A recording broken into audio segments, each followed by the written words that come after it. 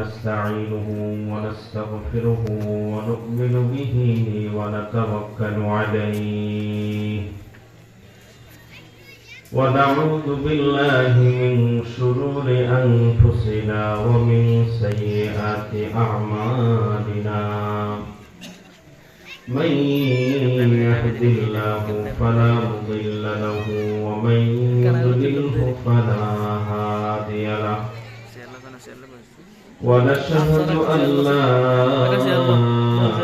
إله إلا الله وحده لا شريك له ونشهد أن محمدا عبده ورسوله الذي أرسله بالحق بشيرا ونذيرا وداعيا إلى الله بإذنه وسراجا منيرا فقد قال الله تعالى في القرآن المجيد أعوذ بالله من الشيطان الرجيم بسم الله الرحمن الرحيم إذا جاء نصر الله والفتح ورأيت الناس يدخلون في دين الله أفواجا فسبح بحمد ربك واستغفره إنه كان توابا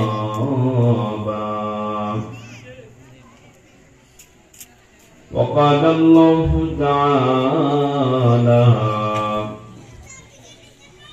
ولقد نصركم الله ببدر وأنتم أذلة فاتقوا الله لعلكم تشكرون صدق الله العظيم عن أبي هريرة رضي الله تعالى عنه قال وعدنا رسول الله صلى الله عليه وسلم غزوة الهند فإن أدركها أنفق فيها نفسي ومالي وإن أرجع فأنا أبو هريرة المحرر وإن أقتل أفضل من شهداء رواه الترمذي إن الله وملائكته يصلون على النبي يا أيها الذين آمنوا صلوا عليه وسلموا تسليما اللهم صل على محمد وعلى آل محمد كما صليت على إبراهيم وعلى آل إبراهيم إنك حميد مجيد اللهم بارك على محمد وعلى آل محمد كما باركت على إبراهيم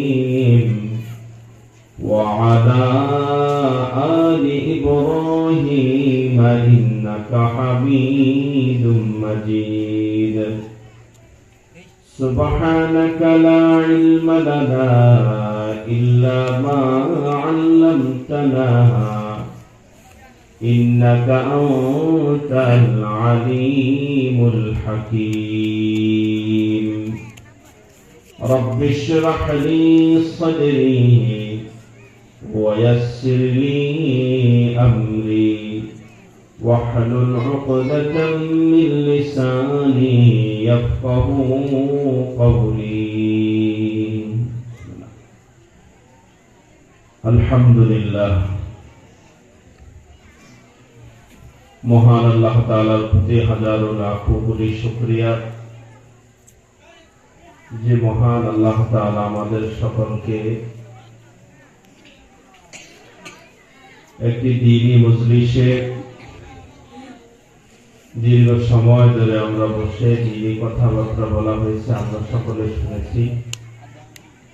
রাতের এখন পর্যন্ত আমার কাছে মনে হয় না যে আপনারা আরো বেশি ওয়াজ শোনার দরকার আছে বলে আমার কাছে মনে হয় না। তারপরেও যেহেতু এটি একটি দ্বীনি মজলিস, বৎসরে হয়তো একবার হয়, আর আমিও কষ্ট করে ঢাকা থেকে আপনাদের উদ্দেশ্যে নিয়ে এসেছি, কিছু কথাবার্তা বলবো। হয়তো আপনারাও শুনবেন। যদি এই কথাগুলি আমাদের জীবনে আমরা যদি আমল করতে পারি বা নতুন কোন শিক্ষা যদি আমরা পাই, তাহলে হয়তো আজকের এই ইন্তেজাম, আজকের এই মাহফিল সফল হবে। তো আলোচনা শুরু করার আগে আপনাদের সকলকে একটি অনুরোধ, তা হলো যতক্ষণ কথা বলবো কষ্ট করে একটু মনোযোগ সহকারে শুনবো আমরা, কেমন? কেননা এখন তো আসলে ওয়াজ শোনার সময় না, অন্য দিন এই সময় আমরা ঘুমে থাকি, ঠিক না? এটা যেহেতু আজকে ঘুম না গিয়ে এই দিন জান্নাতের বাগানের মধ্যে এসেছি, সেহেতু আমরা যেন এই মাহফিল থেকে কিছু শিক্ষা গ্রহণ করে যেতে পারি। আল্লাহ তাআলা যেন আমাদের এই মাহফিলকে আমাদের শিক্ষাঙ্গন হিসেবে যেন কবুল করে, প্রত্যেকে বলি আমিন। খুব ছোট্ট একটি সূরা পড়েছি কোরআনে কারীম থেকে, যে সূরাটা আমরা সকলে পারি। আমি আশা করি যে আমরা যারা নামাজ পড়ি, নামাজের মধ্যে আমরা এই সূরাটা তেলাওয়াত করি। সূরার নাম হলো সূরা নসর, বা আমরা ইদা জা সূরা বলে আমরা অনেকেই জানি, বা এই সূরাটা আমাদের কাছে এভাবে পরিচিত। এই সূরার উপরে কিছু কথা বলবো ইনশাআল্লাহ। এই সূরাকে কেন্দ্র করে বর্তমান পরিস্থিতির সাথে মিলিয়ে মুসলিম উম্মার যে অধঃপতন, এই বিষয়টাকে সামনে রেখে আমরা কথা বলবো। আলোচ্য বিষয় কোন বিষয়ের উপরে কথা বলবো, এই বিষয়টা এই জন্য বলে রাখলাম যে আপনাদের যেন কথাগুলি ধরতে বুঝতে যেন সহজ হয়। সূরা নসর কোরআনে কারীমে 114টি সূরার মধ্য থেকে এই সূরাটি 110 নং সূরা। সূরাটি মদিনায় নাজিল হয়েছে। এই সূরাটি হলো কোরআনে কারীমে সর্বশেষ নাজিলকৃত পূর্ণাঙ্গ সূরা। এই সূরার পরে আর কোন সূরা পূর্ণাঙ্গভাবে নাজিল হয় না। আরেকটি তথ্য দিচ্ছি, তা হলো এই সূরাটি নাজিল হওয়ার পরে আল্লাহ রাসূল সাল্লাল্লাহু আলাইহি সাল্লাম 50 দিন দুনিয়াতে জীবিত ছিলেন। আর এই সূরার মাধ্যমে আল্লাহ তাআলা তার হাবিবকে দ্বীন ইসলামের যে বিজয়, যে পূর্ণতা, ওই সংবাদটি আল্লাহ তাআলা তার হাবিবকে দিয়েছেন। এই সূরার মধ্যে আয়াত রয়েছে মাত্র 3টি। ছোট সূরা, 3 আয়াত বিশিষ্ট সূরা কোরআনে কারীমের মধ্যে আছে 3টি। একটি হলো সূরা কাউসার, আরেকটি সূরা হলো সূরা আসর, আর আরেকটি সূরা আজকে আমাদের আলোচ্য বিষয় সূরাতুন নসর বা ইদা জা নাসরুল্লাহ। এই সূরার মধ্যে অক্ষর রয়েছে 80টি এবং এই সূরাতে বাক্য রয়েছে 19টি। যে ব্যক্তি একবার এই সূরাটি তেলাওয়াত করবে, আল্লাহ তাআলার সাথে সাথে তার আমলনামার মধ্যে 800 নেক লিখে দিবে। যেহেতু কোরআন কারীমের এক একটি শব্দ, এক একটি অক্ষরের বিনিময়ে আল্লাহ তাআলা বান্দাকে 10টি নেক লিখে দেয়, সেটি সূরাটি একবার তেলাওয়াত করলে আল্লাহ তাআলা বান্দার আমলের মধ্যে 800 নেক সাথে সাথে দিয়ে দিবেন। এই হলো এই সূরাটির সংক্ষেপ সারমর্ম। এবার আমরা আস্তে আস্তে করে এই সূরার ভেতরে ঢুকবো ইনশাআল্লাহ। আল্লাহ তাআলা এই সূরা প্রথমে যেই শব্দটি দিয়ে শুরু করেছেন তা হলো ইযা জাআ নাসরুল্লাহি ওয়াল ফাতহ। ইযা জাআ যখন আসবে, নাসরুল্লাহ আল্লাহ তাআলার সাহায্য, ওয়াল ফাতহ এবং বিজয়। যখন আল্লাহ তাআলার সাহায্য আসবে তখন তোমরা বিজয় লাভ করবে। وَرَأَيْتَ النَّاسَ يَدْخُلُونَ فِي دِينِ اللَّهِ أَفْوَاجًا। যখন আল্লাহ তাআলার পক্ষ থেকে সাহায্য এবং বিজয় আসবে তখন আপনি দেখবেন হে রাসূল, মানুষ দলে দলে ইসলামে প্রবেশ করতেছে। সুবহানাল্লাহ। এরপর আল্লাহ তাআলা 3 নং আয়াতের মধ্যে বলেন ফাসাব্বিহ বিহামদি রাব্বিকা ওয়াস্তাগফির। যখন আপনি দেখবেন যে মানুষ দলে দলে ইসলামের মধ্যে প্রবেশ করতেছে, ইসলাম গ্রহণ করতেছে, তখন আপনি অধিক পরিমাণে আমি আল্লাহর প্রশংসা এবং গুণকীর্তন বর্ণনা করেন। ওয়াস্তাগফির এবং আমার কাছে আপনি ক্ষমা চান, ক্ষমা প্রার্থনা করেন।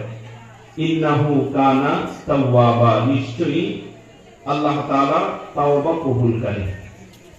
এই হলো সূরা নসরের বাংলা সরল তরজমা। এবার আমরা সূরার তাফসীরে যাব ইনশাআল্লাহ। আল্লাহ তাআলা এই সূরার মধ্যে বলেন, যে শব্দটি দিয়ে শুরু করেছেন ইদা, যখন নাসরুল জাআ আসবে, নাসরুল্লাহ আল্লাহ তাআলার সাহায্য, যখন আল্লাহ তাআলার পক্ষ থেকে বান্দার প্রতি সাহায্য আসবে তখন ওয়াল ফাতহু, তখন ওই বান্দা বিজয় লাভ করবে। এটা যেই কোনো কাজে আল্লাহ তাআলার পক্ষ থেকে যদি সাহায্য না আসে, আল্লাহ তাআলা যদি আপনার এই কাজে যদি তিনি আপনার প্রতি রহম না করেন, তাহলে কখনোই আপনি বিজয় বা সফলতা লাভ করতে পারবেন না। আল্লাহ তাআলা এই সূরার মধ্যে 2টা কথা বলেছেন। প্রথম কথা হলো নাসরুল্লাহ, আল্লাহ তাআলার সাহায্য। এটি এমন এক সাহায্য, যে সাহায্য আল্লাহ তাআলা তার হাবিবকে যখন ইসলামের সূচনা লগ্ন থেকে শুরু করে একেবারে ইসলাম বিজয় পর্যন্ত যত গুলি পথ ছিল, পদক্ষেপ ছিল, প্রত্যেক জায়গায় আল্লাহ তাআলা তার হাবিবকে সাহায্য করেছেন। সুবহানাল্লাহ। অর্থাৎ এই নাসরুল্লাহ আল্লাহ তাআলার সাহায্য, এটি এমন এক সাহায্য যা আল্লাহ তাআলা তার হাবিবকে প্রত্যেকটা জায়গায়, প্রত্যেকটা যুদ্ধে, যেই কোনো বিপদে আল্লাহ তাআলা তার হাবিবকে সাহায্য করেছে। আমরা যদি সূচনা লগ্ন থেকে শুরু করি, আল্লাহ তাআলার সাহায্যটা কেমন ছিল? আল্লাহ তাআলার সাহায্য সর্বপ্রথম ইসলামের প্রথম যে যুদ্ধটা ছিল বদরের যুদ্ধ। বদরের যুদ্ধে আল্লাহ তাআলা মুসলমানদেরকে সাহায্য করেছেন। সাহায্য করার কারণে মুসলমানরা বদর যুদ্ধে বিজয় লাভ করেছে। এই যে নাসরুল্লাহ, আল্লাহ তাআলা যে এই শব্দ ব্যবহার করলেন, কেমন সাহায্য আল্লাহ তাআলা করেছে? সর্বপ্রথম বদর যুদ্ধ, মুসলমানরা সর্বপ্রথম যে যুদ্ধ করে সেই যুদ্ধের নাম হলো বদর যুদ্ধ। আর এই যুদ্ধে মুসলমানদের সংখ্যা ছিল কাফেরদের তুলনায় অনেক কম। অন্যদিকে মুসলমানরা ছিল একেবারে জীর্ণ শীর্ণ। অস্ত্র তো দূরের কথা, অনেক মুসলমানরা, অধিকাংশ মুসলমানদের হাতে ছিল খেজুরের ডাল। আবার অনেক মুসলমানদের অবস্থা এমন ছিল, শুধুমাত্র নিজের লজ্জাস্থান নাভি থেকে হাঁটু পর্যন্ত ঢাকার মতো কাপড় ছিল, আর কোনো কিছু ছিল না। এমন অনেক সাহাবী ছিল যারা 2 দিন 3 দিন পর্যন্ত কোনো খাবার খায়নি।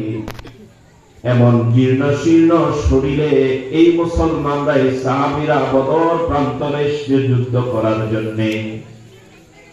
শুনতেছেন আপনারা? তাহলে এই যে বদর যুদ্ধে যে আল্লাহ তাআলা মুসলমানদেরকে সাহায্য করলেন, নাসরুল্লাহ, আল্লাহ তাআলার সাহায্য। আল্লাহ তাআলা যদি সাহায্য করেন তাহলে ওয়াল ফাত, বিজয় আসে। আর যদি সাহায্য যদি আল্লাহ না করে তাহলে বিজয় কখনো সম্ভব হবে? এবার যে আল্লাহ তাআলা যে কিভাবে সাহায্য করেছেন সেটার নমুনা এই যে বদর যুদ্ধে মুসলমানদের সংখ্যা ছিল মাত্র 313 জন। কতজন ছিল? মাত্র 313। আর কাফেরদের সংখ্যা ছিল কত তা কি জানেন? 1000। কাফেরদের সংখ্যা ছিল কত? আর কাফেরদের মধ্যে যারা ছিল 1000 সবাই প্রশিক্ষিত যোদ্ধা, নামি দামি প্রশিক্ষিত যোদ্ধা ছিল। সকলে অস্ত্রে শস্ত্রে সুসজ্জিত হয়ে বদর প্রান্তরে এসে যুদ্ধ করবে মুসলমানদের সাথে। আর মুসলমানদের অস্ত্র তো দূরের কথা, হাতে গড়া 3টা থেকে 4টা ঘোড়া ছিল, হাতে গড়ে না কয়টা তরবারি ছিল। অধিকাংশ সাহাবীর হাতে ছিল খেজুরের ডাল, আর অনেক সাহাবীদের হাতে ঢালও ছিল না, এমন কি তারা কয়েকদিন ধরে খাবারও খায় না। বুঝতে পারলেন আপনারা? এবার বলেন তো, মুসলমানদের শক্তি বেশি নাকি কাফেরদের শক্তি বেশি? জি, সকলে একটু বলেন। আপনারা যদি আমার সাথে কথা বলেন তাহলে আমার কথা বলে আমি বুঝবো যে আপনারা আমার কথা বুঝেন। আপনারা যদি মনোযোগ সহকারে শুনেন তাহলে তো সামনের কথা বলি আপনাদের ধরতে সহজ হবে। একটু বুদ্ধি করে বলেন তো, মুসলমানদের শক্তি বেশি নাকি কাফেরদের শক্তি বেশি? কে বলছে মুসলমানদের শক্তি বেশি? বাহ্যিক দৃষ্টি থেকে আপনার কাছে কি মনে হয় যে মুসলমানদের শক্তি বেশি? শক্তি বেশি কার? বলেন, সত্য কথা বলেন, শক্তি বেশি কার? কাফেরদের। আর জীর্ণ শীর্ণ কারা? মুসলমানরা। আল্লাহর হাবিব সাল্লাল্লাহু আলাইহি ওয়াসাল্লাম এই সকল সাহাবীদেরকে নিয়ে বদর প্রান্তরে গেলেন। বদর প্রান্তরে গিয়ে যুদ্ধ হবে এমন কাফেরদের সাথে যারা প্রশিক্ষিত নামি দামি যোদ্ধা সেই সময় ছিল। এমন একটা বাহিনীর বিরুদ্ধে মুসলমানরা যুদ্ধ করবে। মুসলমানরা যখন বদর প্রান্তরে গিয়েছে, অনেক মুসলমান হীনমন্যতায় ভোগে যে আমরা কিভাবে তাদের সাথে পারবো, আমরা কিভাবে তাদের সাথে যুদ্ধ করব। আল্লাহর হাবিব সাল্লাল্লাহু আলাইহি সাল্লাম সাহাবায়ে কেরামদেরকে সাহস দিলেন। সাহাবায়ে কেরাম আল্লাহর হাবিবকেও তারা আশ্বস্ত করলেন। সাহাবায়ে কেরামের কথা শুনে আল্লাহর হাবিব সাল্লাল্লাহু আলাইহি সাল্লাম যুদ্ধ শুরু করার আগে বদর প্রান্তরে আল্লাহ তাআলার কাছে 2টা হাত তুলে দিলেন। 2টা হাত তুলে দিয়ে আল্লাহ তাআলার কাছে সাহায্য চাইলেন রব্বুল আলামিন। আজকের এই দিনে আপনি যদি আমাদেরকে সাহায্য না করেন, আপনি যদি আজকে মুসলমানদেরকে সাহায্য না করেন, তাহলে আপনার এই দিন, আপনার ইসলাম আজকে দুনিয়া থেকে চিরদিনের জন্য মিটে যাবে। রব্বুল আলামিন, আমি আমার ক্ষমতা, আমার শর্ত যতটুকু ছিল, আমি নবী মুহাম্মদুর রাসূলুল্লাহ সাল্লাল্লাহু আলাইহি ওয়াসাল্লাম আমার সবটুকু শর্ত উজাড় করে দিয়ে আমার জীর্ণ শীর্ণ সাহাবীদেরকে নিয়ে আপনার দরবারে এসে বদর প্রান্তরে হাজিরা দিয়েছি। মেহেরবানি করে আপনি আমাদেরকে সাহায্য করেন। সুবহানাল্লাহ।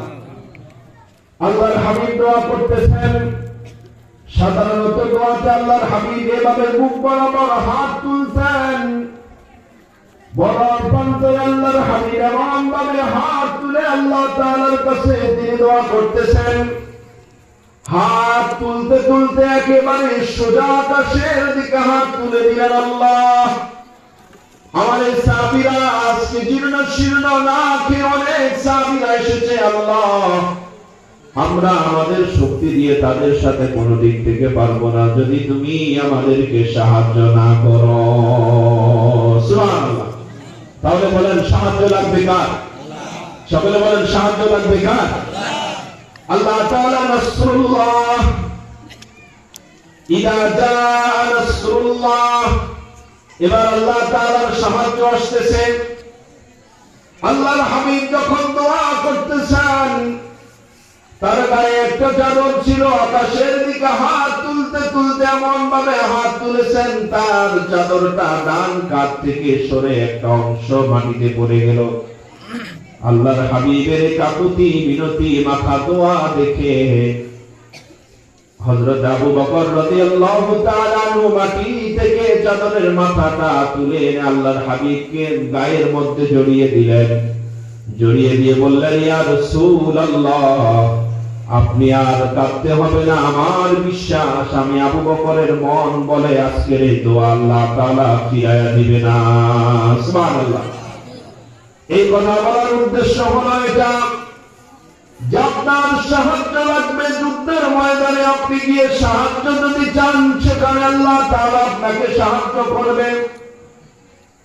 আল্লাহ তাআলা তার হাবিবের দোয়া কবুল করেছেন। দোয়া কবুল করে সাথে সাথে আয়াত নাযিল করে দিলেন। আল্লাহ তাআলা বললেন, ওয়ালাকাদ নাসারাকুমুল্লাহ। সূরা আলে ইমরানের 123 আয়াতে আল্লাহ তাআলা বলেন, ওয়ালাকাদ নাসারাকুমুল্লাহ বিবাদরিন ওয়া আনতুম আযিল্লাহ। আল্লাহ তাআলা বদর প্রান্তরে মুসলমানদেরকে তোমাদেরকে সাহায্য করেছেন। ওয়া আনতুম আযিল্লাহ, অথচ তোমরা ছিলে একেবারেই দুর্বল এবং জীর্ণ শীর্ণ। আল্লাহ তাআলা বলেন, ওয়ালাকাদ নাসারাকুমুল্লাহ বিবাদরিন ওয়া আনতুম আযিল্লাহ। আমি আল্লাহ তোমাদেরকে এমন সময় সাহায্য করেছি যখন তোমরা ছিলে আযিল্লাহ, একেবারে জীর্ণ শীর্ণ হীনমন্যতায় তোমরা ভুগতেছিলে। আল্লাহ তাআলা বলেন, ফাত্তাকুল্লাহ, ও ঈমানদাররা, ও যোদ্ধারা, ও সাহাবীরা, আল্লাহ তাআলাকে ভয় করো, লাআল্লাকুম তাশকুরুন, তোমার রবের শুকরিয়া আদায় করো। আল্লাহ তাআলা এরপরে সুসংবাদ দিলেন, নিজে তাকুলু লিল মুমিনিনা আলাইয়াকফিয়াকুম আইয়ুমিদ্দাকুম রাব্বুকুম বিসালাসাতি আলাফিন মিনাল মালাইকাতি মুনজালিন। সুবহানাল্লাহ। আল্লাহ তাআলা সূরা আলে ইমরানের 124 আয়াতের মধ্যে বলেন, হে নবী, আপনি যখন ঈমানদারদেরকে বলতেছিলেন আল্লাহ তাআলা তোমাদেরকে সাহায্য করবে, আলাইয়াকফিয়াকুম আইয়ুমিদ্দাকুম রাব্বুকুম, তোমরা যদি ঈমানের উপর অটল থাকো, তোমরা যদি যুদ্ধের ময়দানে অটল থাকো, আমি আল্লাহ তোমাদেরকে ঘোষণা দিচ্ছি, বিসালাসাতি আলাফিন মিনাল মালাইকাতি মুনজালিন, আমি আল্লাহ মুসলমানদেরকে 3000 ফেরেশতা দিয়ে সাহায্য করব। সুবহানাল্লাহ। এবার বুঝতেছেন সাহায্যটা কি?